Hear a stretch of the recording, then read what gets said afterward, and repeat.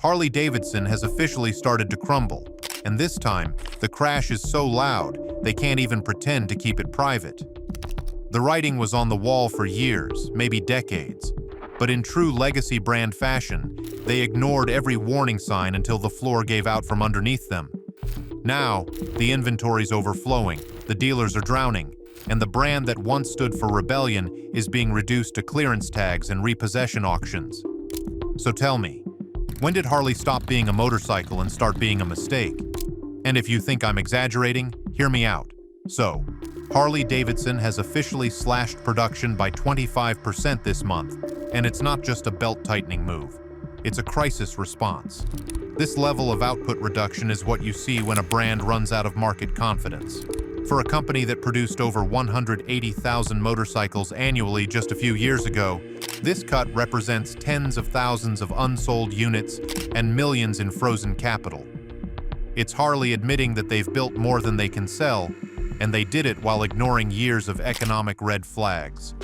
When Harley flinches this hard, it's bigger than just one bad quarter. Dealerships across the US are now sitting on inventory that's been parked for over 200 days, some for 300 or more. That's more than double the normal sell-through cycle for new motorcycles, and it's turning showrooms into warehouses for debt. What used to be a symbol of freedom is now a liability with wheels. Harley's average dealership is now carrying between $1.4 to $2 million in unsold bikes, many of which depreciate faster than they can be marketed. When the showroom turns into a graveyard, the writing's already on the wall. But still, here's the financial trap few outside the industry realize. Through floor plan financing, dealers are essentially renting Harley's inventory month by month, paying interest on every unsold model sitting idle. Current average floor plan rates hover around 9% annually, and with stagnant sales, that interest snowballs fast. Some dealerships are now losing over $20,000 per month in holding costs alone, and that's just to not sell bikes. At this point, Harley's inventory is actively cannibalizing its own network.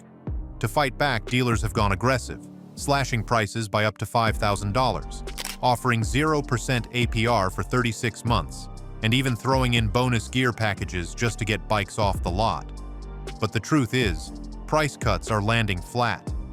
The average buyer isn't just hesitating, they've mentally checked out of the market altogether. In 2023, % of prospective motorcycle buyers delayed or canceled purchases due to high interest rates.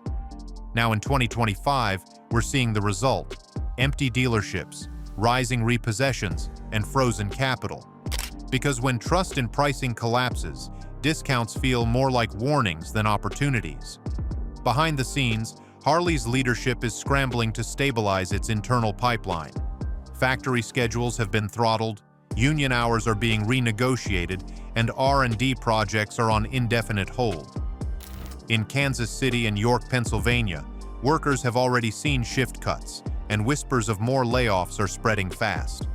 Harley's current R&D budget is projected to drop by 32% year over year, the largest pullback in over a decade.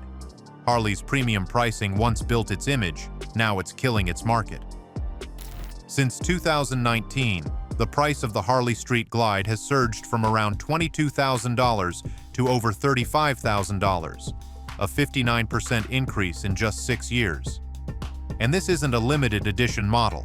This is one of Harley's flagship cruisers, now priced beyond the reach of its core demographic, middle-class, working-class riders who once defined the brand. Harley tried to justify this spike with terms like premium craftsmanship and heritage value, but most consumers saw it for what it really was: corporate overreach. Because when price hikes outpace income growth, even the most loyal riders stop saving for a dream. Entry-level Harleys haven't escaped this inflation trap either. Models like the Iron 883 or Sportster, which were traditionally marketed as accessible first bikes, now regularly push above the $15,000 mark, before taxes, fees, and dealer markups. In fact, once you add basic accessories and delivery charges, even a starter Harley can set a rider back nearly $18,000 out the door. For perspective, that's more than the starting price of some compact sedans and electric cars in 2025. In a time when younger consumers are already burdened by student loans, inflation, and rising rent, Harley has priced itself out of an entire generation. Because when a bike costs more than a car, riders start choosing practicality over nostalgia. Harley's mistake wasn't just raising prices, it was assuming that brand loyalty would withstand economic pressure. The company bet big that its customers would absorb the cost increases, that heritage and image would override affordability. But the result has been the opposite. Harley hasn't seen a meaningful increase in new customer acquisition in over 3 years. In fact, U.S. sales declined 13% year-over-year in 2024, with international markets flatlining. New riders, especially under 35, are abandoning the brand entirely. And the hard truth is, if new blood doesn't enter the culture stops breathing. Used bikes are compounding the problem. With the market flooded by repossessed motorcycles, riders can now buy nearly new Harleys for 30 to 40% below MSRP, often with low mileage and existing modifications. Why would anyone buy new when they can save thousands on a lightly used model with the same engine and features? This dynamic has gutted the demand for showroom bikes and made it even harder for dealerships to justify Harley's pricing model. It's a vicious cycle. High prices kill demand, low demand leads to discounts, and discounts undermine brand value. And when a brand's identity becomes confused, so does its customer base.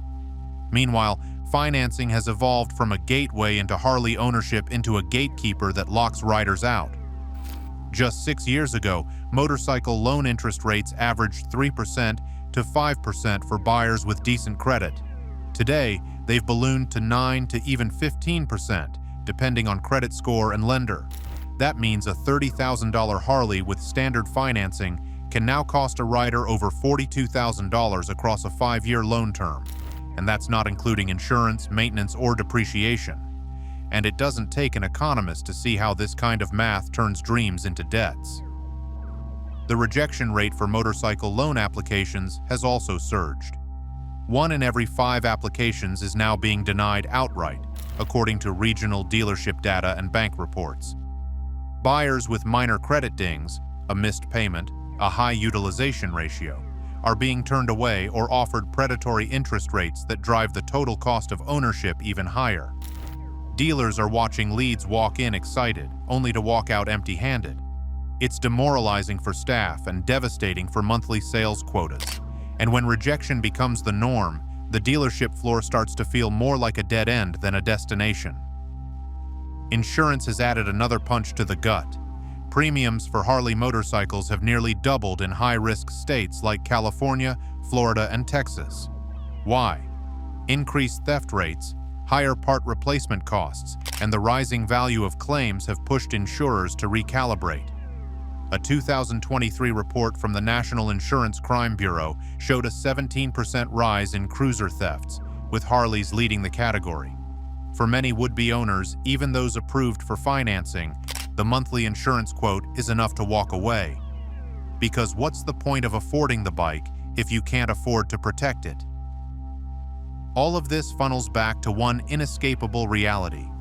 Harley-Davidson is now a luxury brand trapped in a middle-class shell. The company once marketed itself as a rugged companion of the everyday rider, but in 2025, it's become a financial commitment that fewer and fewer can justify. It's no longer about whether people want to ride. It's about whether they can afford to. And the market is answering that question louder every month. And to me, honestly, the current state of Harley-Davidson dealerships paints an unforgiving picture. Across the U.S., showroom floors are drowning in inventory. Rows of untouched bikes, engines silent, collecting dust instead of signatures. These motorcycles aren't just idling.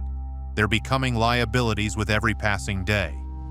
Many dealers now carry over $2 million worth of unsold inventory, and the longer these bikes remain unsold, the deeper the debt pit becomes. But here's the part no one wants to admit. Some of these dealerships will never bounce back. Each unsold bike sitting in a showroom racks up flooring interest, and most dealers are already paying between $200 to $400 per motorcycle per month. For dealerships carrying 50 to 100 units, That's an additional $10,000 to $40,000 monthly, just to not sell motorcycles. These aren't elite dealerships. They're often independent family-run operations that have been representing Harley for decades. They are now watching their margins erode into dust. How long can you bleed cash just to keep the lights on before you're forced to shut the doors? To counter the crisis, dealers have gone full throttle with promotions, $5,000 markdowns, 0% APR for 36 months, free gear bundles, service packages, every trick in the book. And yet, foot traffic continues to decline. Walk-ins are window shopping, not purchasing.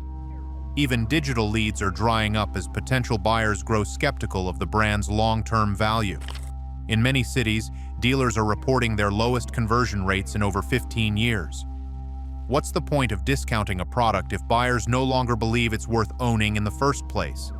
This is where the used market delivers the final blow. Repossessions are skyrocketing, up 28% this year alone, with a large portion involving Harley cruisers and touring bikes. Riders who bought in the last few years at inflated prices and with high-interest loans are defaulting faster than banks can resell the repossessed bikes. In markets like Florida and Arizona, lenders are now turning over used Harleys at auctions faster than dealerships can clear old inventory. The resale value of used Harleys has dropped by 30% to 35% on average, dragging even loyal owners into negative equity. Many now owe $5,000 to $10,000 more than their bike is worth. That means even if they wanted to trade in or refinance, they'd be stuck paying to get rid of their Harley. This isn't depreciation, it's collapse. It's not just killing sales, it's killing the entire sales process. And yet, in the middle of this wreckage, Harley's biggest gamble may have been its most expensive mistake of all: the LiveWire electric motorcycle. With a price tag starting north of $22,000, the LiveWire was launched as the futuristic reinvention of Harley-Davidson. What it became was an overpriced misfire, trapped between two audiences: legacy riders who wanted nothing to do with it, and younger riders who couldn't afford it. When you aim for everyone and miss both, you end up marketing to no one. The bike itself wasn't the problem. The LiveWire boasts impressive acceleration, decent handling, and a design that stands out in a sea of e-bikes. But the specs didn't justify the price, especially not when range anxiety and limited charging infrastructure remained deal breakers for most. At a time when Tesla was promising 400-mile ranges, LiveWire struggled to offer 100 to 120 miles per charge. Now tell me yourself, in this situation, no matter how diehard a Harley fan you are, would you seriously spend even a penny on one of these bikes today?